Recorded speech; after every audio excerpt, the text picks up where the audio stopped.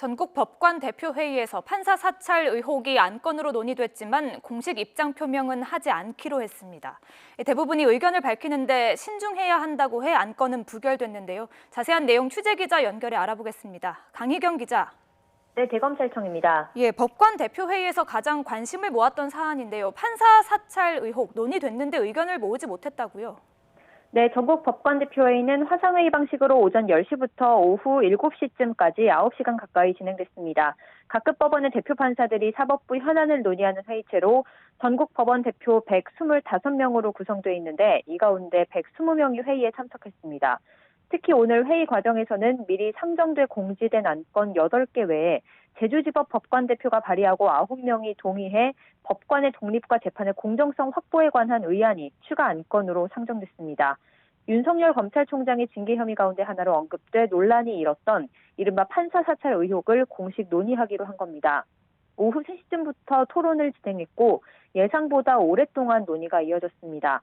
안건 제안자 등 의결에 찬성한 사람들은 검찰의 법관 정보 수집 주체가 부적절했고 공판과 무관하게 다른 절차에서 수집된 비공개 자료를 다룬다는 점에서 법관 독립을 침해할 수 있다고 주장했습니다.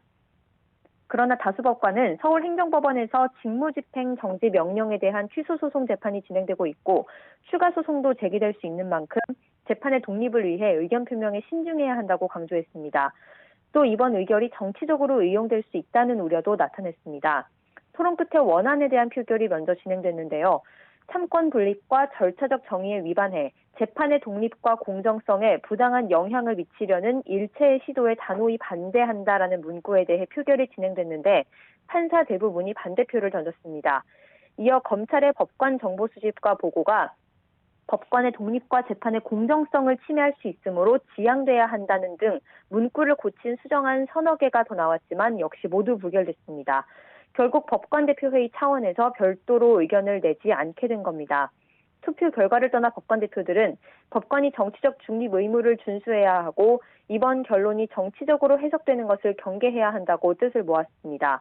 만약 판사들이 해당 문건을 사찰로 규정하고 이를 규탄하기로 의결하면 오는 10일 열릴 징계위에서 윤 총장에 대한 징계의 근거로 사용될 거란 분석이 나왔습니다.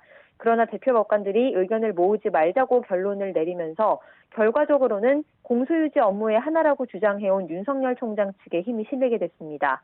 윤 총장 징계위원회는 오는 10일 오전 10시 반에 열릴 예정인데요.